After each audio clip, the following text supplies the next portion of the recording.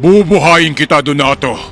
Basta ituro mo ang kinaroroonan ng kaibigan mo at ibalik mo sa akin ang mutya! Paulit-ulit ko sasabihin, Ama. Mapapatay muna niyo ako bago niyo makuha ang kaibigan ko. Handa kang mamatay para sa kaibigan mo. Pero handa ba siyang mamatay para sa'yo? Nasaan ang pinagmamalaki mong kaibigan?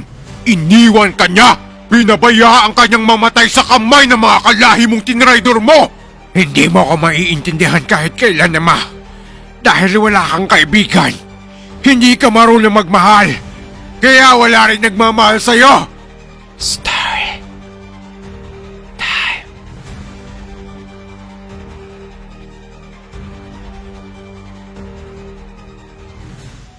Ako si Efren, at ang kwentong ibabahagi kong to ay tungkol sa kaibigan kong aswang na si Donato at kung paano siya nakatakas sa pakikipaglaban niya sa kalahi niyang mga aswang. Lumipas man ng maraming taon, ay natatandaan ko pa rin ang kwentong ibinahagi niya sa akin kung paano siyang nakaligtas ng gabing iniligtas niya ang buhay ko at buhay ng tatay ko. Ikukwento ko to sa inyo base sa ikinuwento sa akin noon ni Donato. Sisikapin kong walang labis at walang kulang to. Bata pa lang ay mulat na sa karahasan si Donato. Hindi pa man siya ganap na aswang, ay sinasanay na sila sa marahas na pamumuhay bilang isang aswang. Bunso siya at dalawa lang silang magkapatid at pareho silang lalaki. Hindi sila magkasundong magkapatid dahil magkaiba ang kanilang ugali. Ang kuya niya ay marahas, habang si Donato naman ay katulad ng kanyang ina na may mabuting kalooban.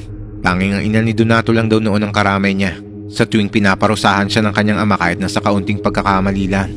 7 taong gulang si Donato nang mamatay ang kanyang ina. Simula nito ay hindi na siya nakaramdam ng pagmamahal ng kanyang pamilya, lalong-lalo na ang kanyang ama. Tumigil ka sa kakaiyak, Donato! Ang pag-iyak ay para lang sa mahihinang tao! Tandaan mo! Aswang ka! Ama, tama na po. Hindi ko po kayang pinagagawa niyo. Bawat pag-iyak mo, lalo lang kitang parurusahan para maging matibay ka! Sige, patayin mo ang taong yan! Ayoko po, Ama. Hindi ko po kaya. Manang-mana ka talaga sa ina mong mahina! Bakit ba kasi naging anak pa kita? Bawat salita ng kanyang ama ay parang patalim na sumusugat sa puso ni Donato. Para sa kanya, mas masakit pa ang salita ng kanyang ama kaysa sa hagupit ng manipis na patpat na nagiiwan ng latay sa katawan niya. Nang tumuntong sa wastong edad, ay naging ganap na aswang na si Donato. Pinipilit siya ng kanyang ama na pumatay ng tao para gawing pagkain niya. Pero kahit paulit-ulit siya nitong pinaparusahan, ay hindi siya kailanman tumikim ng dugo at laman ng tao. Nananatili sa isip at puso niya ang pangaral ng kanyang ina na tanging hayop lang ang dapat niyang kainin. Sa katagalan, ay nagsawa na lang ang ama niyang parusahan siya at pinabayaan na lang siyang kumain ng hayop. Sinusubukan ni Donato na pagsabihan din ng mga kalahi nilang aswang na pwede pa rin silang mabuhay kahit hayop ang pagkain nila. Pero pinagtatawa na lang siya ng mga to. Kaya naman ang mga pinangangaralan na lang niya ay ang mga bata sa kanilang lipi na pagtungtong nila ng wastong edad para maging aswang ay mas mabuti kung hayop ang gawin nilang pagkain. Umaasa kasi nito si Donato na balang araw ay magagawa niyang baguhin ang nakasanayang pamumuhay ng mga kalahi niyang aswang. Nang malaman to ng kanyang ama, ay muli siyang pinarusahan nito. Ikinulong siya sa loob ng kuweba at hinayaang maggutom sa loob ng 3 araw. Nang balikan daw siya ng kanyang ama, ay labis na ang kanyang panghihina. Pinabayaan na kitang kumain ng hayop, pero gusto mo pang idamay mga bata sa lipi natin? Ibang klase ka! Ama, parang awa mo na. Gutom na ako. O yan! Kainin mo para mapawi ang gutom mo! Nag-iwan ang kanyang ama ng sariwang karne at dugo ng tao para maging pagkain niya. Amoy na amoy ni Donato ang halimuyak nito, kaya nag-alburuto ang kanyang sikmura. Natatakam siyang kainin to dahil sa labis na gutom, pero mariin lang niyang ipinikit ang kanyang mga mata. Nang hihina man ay pinilit niyang gumapang palabas ng kuweba. Buti na lang hindi na sinarado ng ama niya ang harang noon, kaya nagtungo siya kagad sa kubo niya dahil nandun daw ang mga alaga niyang manok. Mabuti na lang hindi naisipan ng kanyang ama na patayin ng lahat ng to, kaya may nailaman siya sa kanyang sikmura. Magpasalamat ka dahil pinabayaan niya mga alaga mong hayop. Kung hindi, baka patay ka na sa gutom ngayon. Kuya, paano mo nagagawang kumain ng tao? Bakit kinalimutan mo ang turo sa atin ni ina? Turo ni ina? Bakit? Nasaan ba si ina ngayon? Patay na siya, hindi ba? Namatay siya dahil mahina siya. Mahina siya dahil sa paniniwala niyang mabubuhay tayo sa pagkain ng mga hayop. Pero namatay si ina dahil sa panganganak sa kapatid nating namatay din. Hindi dahil sa pagkain ng hayop. Yun na nga. Kung tao ang kinain niya, sana malakas ang katawan niya nung mga anak siya. Sana malakas din ang pagkakakapit ng sanggol. buhay pa sana silang dalawa. Kuya, kahit anong sabihin mo, hindi mo na mababago ang isip ko. Wala naman akong planong baguhin ang paniniwala mo. Wala akong pakialam kahit mamatay ka pa sa gutom. Ilan lang yan sa mga salitang dumurog sa puso ko mula sa mga kwento ni Donato. Gusto ko magkaroon ng kapatid, pero hindi ako nabigyan nito. Habang si Donato naman ay may kapatid nga, pero wala namang pagmamalasakit sa kanya. Awang-awa ko nito kay Donato dahil sa pagkakaroon niya ng isang pamilya, pero wala namang pagmamahalan. Ang kasamaan ng kanyang mga kalahi ay nasubok nang minsan silang mapadpad sa bayan. Isinama si Donato ng kuya niya para maghanap ng makakain nila. Ayaw sanang sumama ni Donato nito dahil alam niyang tao ang pupuntirehin ng mga to. Pero pinilit siya at sinabing hayop ang kanilang bibiktimahin. Kuya, bakit hindi na lang tayo sa gubat manghuli ng hayop? O kaya mga laga kong manok na lang kainin natin? Hindi, mas gusto kong kumain ng baboy kaysa sa manok. Mas malapit ang lasa nun sa karne ng tao. Kung ayaw mong sumama, maiwan ka na rito. Pero imbis na hayop ay tao na lang bibiktimahin namin. Naisip ni Donato na ito ang tamang pagkakataon para matutong kumain ng hayop ang mga kasama niya. Kaya naman sumama siya sa mga to. Pagdating sa babuyan na pag-aari ng isang mayamang negosyante, ay nagkanya-kanyang huli ang mga aswang na kasama si Donato. Nagkagulo ang mga baboy at nag-iyakan to. Pero parang walang pakialam ang mga kalahi niyang aswang. Sandali lang. Hindi naman kailangan magnakaw tayo ng mga hayop. Maraming baboy raw sa gubat. Papagurin mo pa kami maghanap eh. Dito kahit ilang pwede mong kainin. Pero pag nanakaw ang ginagawa natin. Yan ka na naman sa kabanalan mo. Aswang ka, Donato. Kahit anong gawin mo, sa impyerno ang bagsak mo.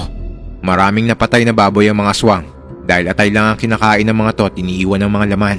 Muli ay sinubukang pigilan ni Donato ang mga kasama niya, pero nagtakbuhan ng mga to palayo. Nagtaka siya kung bakit biglang nagtakbuhan ng mga to.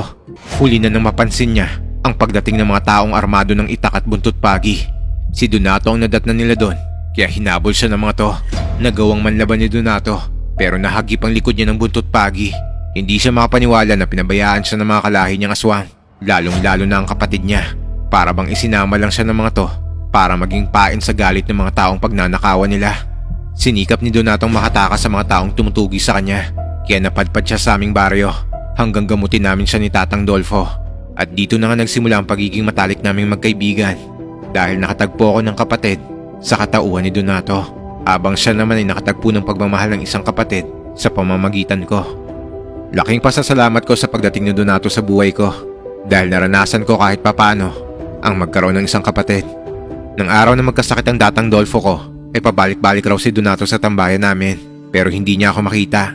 Hinanap niya ang kubo namin hanggang matagpuan niya to, pero hindi siya makalapit dito dahil punong-puno ng pangontra sa masasamang elemento ang aming kubo. Palagi lang siyang nakatanaw sa malayo para tiyakin na maayos ang kalagayan namin ni Tatang Dolfo. Hanggang sa nalaman niya ang sitwasyon ni Tatang at ang paghahanap ko sa lunas ng sakit nito. Kaya naman nakabuo siya ng pasya na hindi ko aakalaing gagawin niya. Kung naaalala pa niyo sa unang kwento ko, nabanggit niya na kung sana nagsabi lang ako ay hindi niya ako pagdadamutan. At kung sana ay nagtiwala lang ako sa kanya, hindi sana umabot sa puntong kakalabanin niya ang buong angkan nila para lang sa kaligtasan ko. Nang gabing nakawin ko na sana ang mutya ng mga aswang para maging lunas sa sakit ni Tatang Dolfo, ay nauna na raw niyang ninakaw to sa silid ng kanyang ama. Sanay ang mga kalahi ni Donato na nasa gubat lang siya o nasa kubo tuwing gabi dahil hayop naman ang kinakain niya. Hindi niya na kailangan lumayo para maghanap ng makakain. Iyon din ang pagkakataong inabangan ni Donato para makuha ang mutya sa kubo ng kanyang ama. Nang wala na ang mga kauri niyang aswang, ay pumuslit siya sa kubo para kunin ang mutya. Nang makalabas na siya sa kubo, ay dito naman niya ako nakitang pumasok. Hindi ko na idedetalye pa ang nangyari dahil nasulat ko na to sa unang kwento ko. Habang tinatakasan namin ng ama niya, ay sinundan naman kami ng mga kalahi nila. Nakipaglaban siya sa mga to hanggang sa tuluyan niyang ibigay sa akin ang mutya at patakasin ako dahil sa dumadami na ang aming kalaban. Donato! Traitor ka talaga! Kahit mga kalahi mo ay handa mong patayin para lang sa taong yon! Ang taong yun ang tunay na nagmalasakit sa akin! Hindi kayo! Mamatay ka na! Nang makaalis na ako, ay dito na nagsimula ang madugong pakikipaglaban ni Donato para hindi ako masundan ng mga aswang. Ibinuwis niya ang kanyang buhay alang-alang sa akin. Nung una, ay nagagawa pa niyang harangin ng mga aswang na nagtatangkang sundan ako. Habang tumatagal, ay tumadami na ang kalaban niya nagsusulputan. Pero ginawa niya ang lahat para lang maprotektahan ako. Sinugod ng aswang si Donato, pero nailagan niya ang pag-atake nito. Nakita niya ang isang aswang na tumatakbo para sundan ako, kaya mabilis niya itong hinabol. Tumalon siya ng mataas at dinamba ang aswang na to. Sinakmal niya kaagad to sa leeg. dahilan para umatungal to ng malakas. Hindi pa man siya napapatay ng mga aswang, ay panibagong aswang na naman ang kanyang haharapin. Dahil marami nang nagtatangkang masundan ako.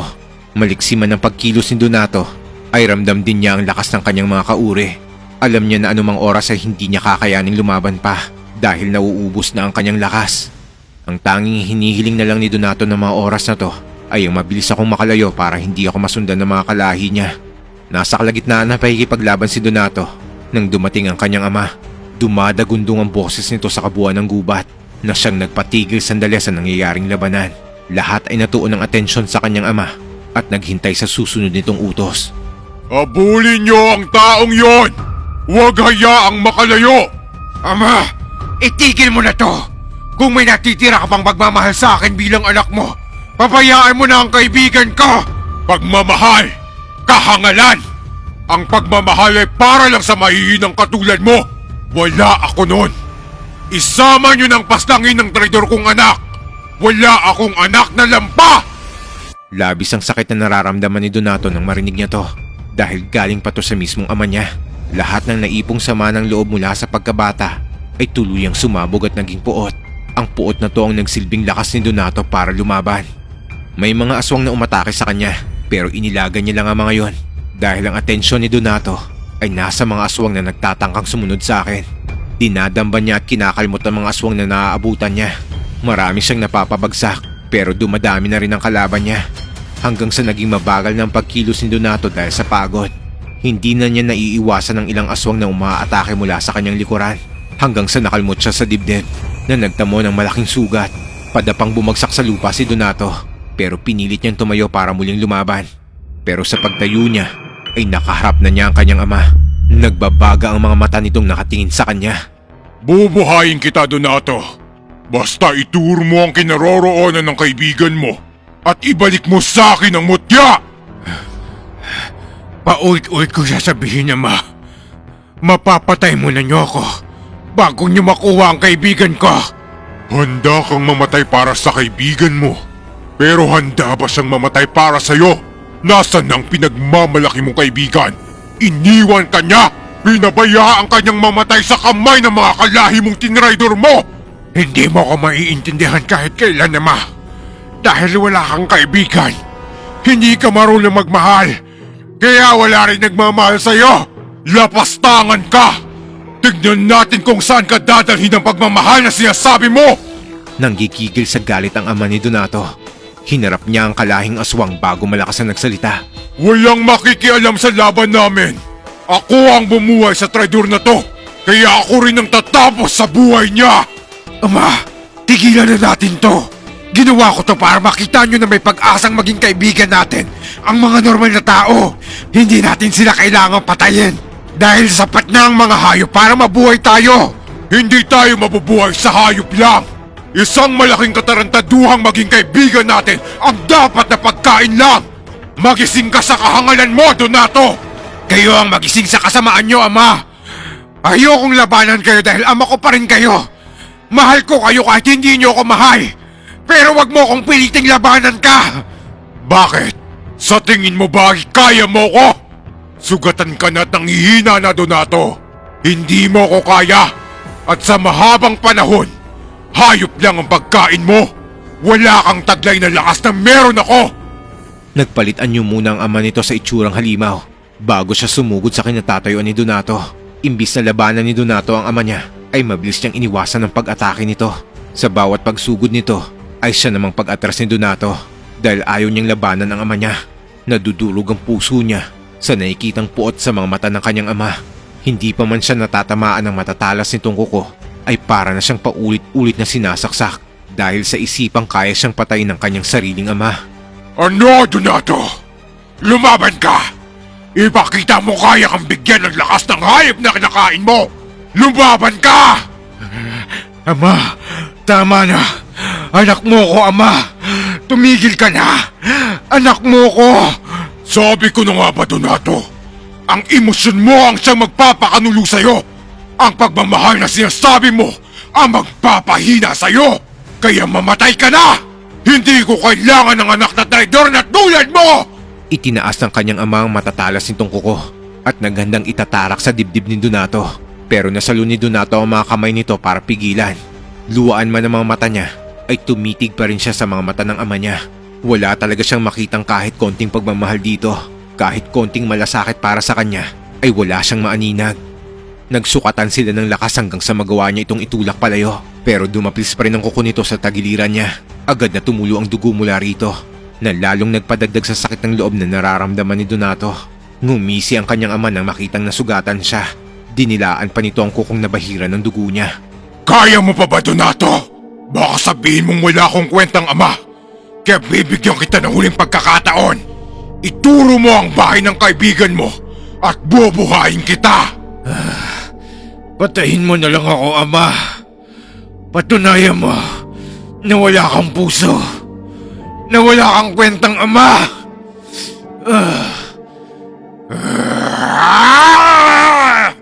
Muling sumugod kay Donato ang kanyang ama. Natumba sila at nagpagulong-gulong sa lupa. Nasa ilalim si Donato habang ang kanyang amay nakaibabaw sa kanya.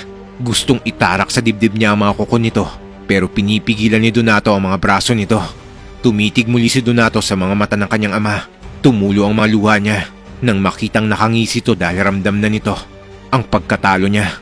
Mapatay mo man ako, ama. Tandaan mo, mahal na mahal kita. Saglit na tigilan ng kanyang ama. Nakita ni Donato ang saglit na paglamlam ng mga mata nito. Kaya nagkaroon siya ng pag-asa na kahit paano ay merong kaunti pa rin itong pagmamahal para sa kanya. Kakausapin niya sana muli ang ama, pero biglang tumilapon to palayo sa kanya. Gulat na napatingin si Donato sa lalaking tumulak sa kanyang ama. Hindi siya makapaniwala na makita niya ang kapatid niya habang nakatingin sa kanilang ama. Gulat na gulat ang ama niya na makita niyang gumawa sa kanya nito ay ang kapatid ni Donato. Si Donato hindi ka kayang labanan, pero ako, kaya kitang patayin, ama. Anong katraiduran to? Magtatraidor ka rin ba sa kalahi mo?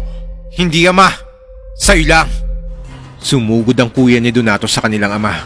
Nagpambuno ang dalawang malalakas na aswang. Kapwa walang nagpapadaig sa kanila. Habang si Donato naman ay pilit na tumatayo dahil balak niyang pigilan ng dalawa sa ginagawang pagpapatayan ng mga to. Hinang-hina na siya dahil sa dami ng mga sugat na natamo.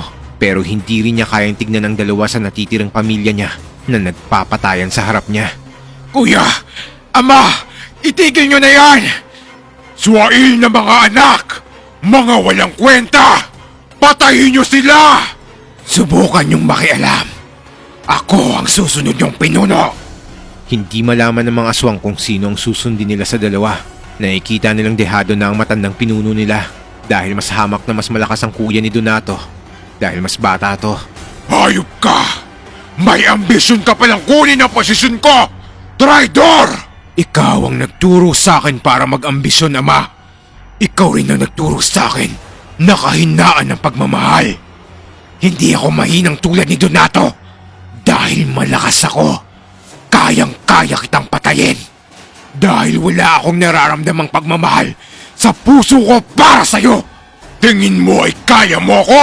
Kayong mga aswang! Ako pa rin ang pinuno! Kaya sundin niyo ang utos ko! Paslangin silang dalawa! Naging mabilis ang pagkilos ng kuya ni Donato.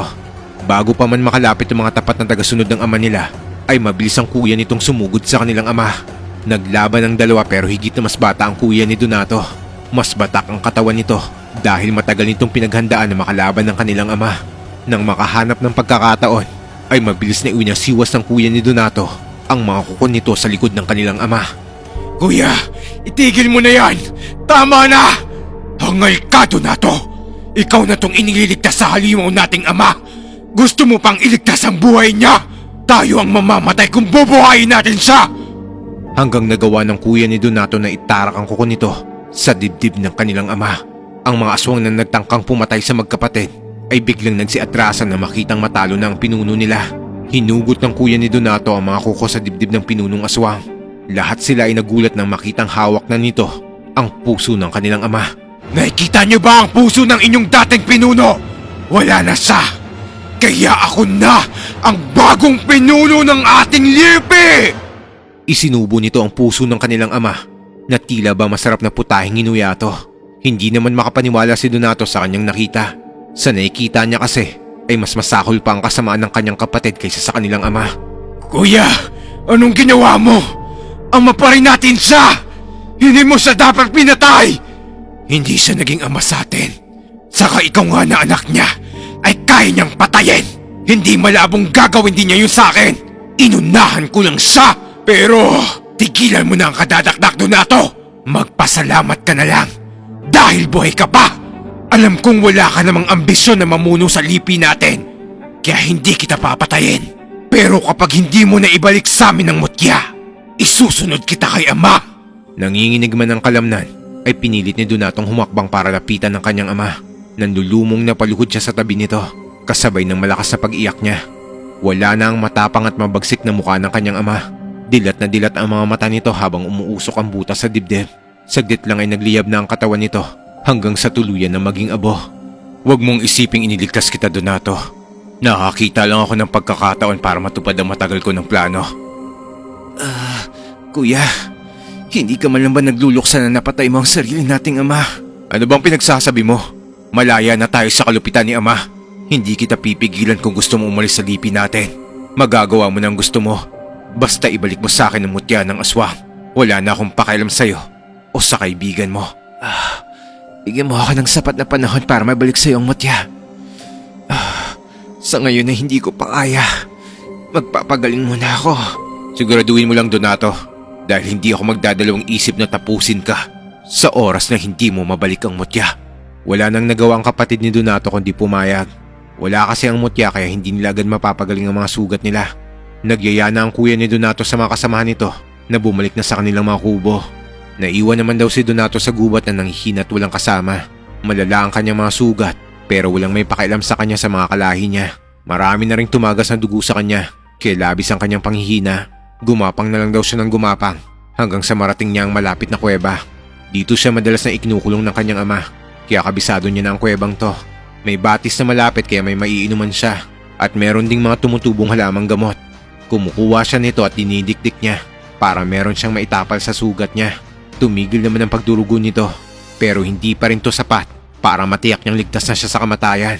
Nangihina pa rin si Donato ng mga oras na to at ang tanging makakapagpabalik lang ng lakas niya ay ang pagkain niya ng sariwang laman. Pero dahil nanghihina na siya ay hindi niya magawang manghuli ng hayop. Ito ang dahilan kung bakit halos isang buwan siyang hindi nagpakita sa akin. Sa loob ng isang buwan ay nag-aagaw buhay pala siya sa kuwebang to na wala man lang karamay. Sobrang nakonsensya ako na malaman ko ang kwento ni Donatong to. Sobra-sobrang ginawa niyang sakripisyo para lang sa kaligtasan ko at ni Tatang Dolfo. Ang sabi ni Donato ay nagbabayad lang siya ng utang na loob dahil sa pagligtas namin sa buhay niya. Pero sobra-sobrang binigay niyang kapalit. Kaya nang kunin niya sa akin ng mutya ay agad ko tong binalik sa kanya. May usapan kasi sila ng kuya niya na kapag nakuha na ng mga to ang mutya ay aalis na sila sa lugar na yon. Magpapakalayo-layo na sila at magsisimula ng bagong buhay sa ibang lugar. Walang ibang matutuluyan si Donato kaya naman kinupkup na lang namin siya at pinatira sa kubong tambayan namin. Nagturingan kaming magkapatid hanggang sa tumira na kami sa bayan. Nagpaiwan naman si Donato dahil hindi pa rin niya kayang makisalumuha sa ibang mga tao. Hanggang sa dumating na nga yung araw na tuluyan na kami nagkaiba ng landas. At hanggang ngayon ay hindi pa kami muling nagkikita. Maraming mga kaibigan na ang nagdaan sa buhay ko pero hindi pa rin matutumbasan ang pagkakaibigan namin ni Donato. Ito ang dahilan kung bakit isinulat ko ng magkahiwalay ang kwento naming dalawa. Gusto ko kasi na mas maikwento ng mabuti ang naging buhay at sakripisyo ni Donato. Gusto ko na kung sakaling marinig niya to ay malaman niya na ako ang kaibigan niya na hanggang ngayon ay naghihintay pa rin sa kanya. Noon ay nagpabalik-balik pa ako sa tambayan namin sa pagbabaka sakali na makita ko siya pero nabigo ko. Sobrang tagal na ng panahong hindi kami nagkita. Marami na ang nagbago. Wala na ang dating tambayan namin. Hindi ko na rin alam kung saan ay tayo ang mismong komunidad ng mga aswang dahil ibang-iba na ang itsura ng lugar ngayon. Ang dating gubat ay isa ng residential area ngayon. Marami ng mga bahay at ang iba'y naglalakihan pa. Wala nang bakas ang lugar na dati naming tagpuan ni Donato pero ang mga alaala ay nananatili pa rin sa isipan ko. Matagal na panahon man ang lumipas ay nananatili sa puso ko ang pagkakaibigan naming dalawa. Kaya kung nasan man si Donato ngayon, sana pagkrusin ang landas namin isang araw. Kaya nagpapasalamat ako na nabigyan ako ng pagkakataong mabahagi ang kwento namin ni Donato sa pag-asang magkikita kami ulit. Muli, ako si Efren na taus-pusong nagpapasalamat sa inyo. Hanggang dito na lang ang aking kwento. Kung sakali mang magkita kami ulit ni Donato sa panahong to, ay agad kong ipapaalam sa inyo. At muli kong ikukwento na minsan sa buhay ko, nagkaroon ako ng kaibigan o kapatid na aswang. Sige na! Iligtas mo ang sarili mo pati si Tatang Dolfo! Sambitin mo ang orasyon at tumakbo ka na! Magkikita pa ba tayo? Hindi ko alam. Sige na! Umalis ka na! At huwag na huwag kang lilingon pa!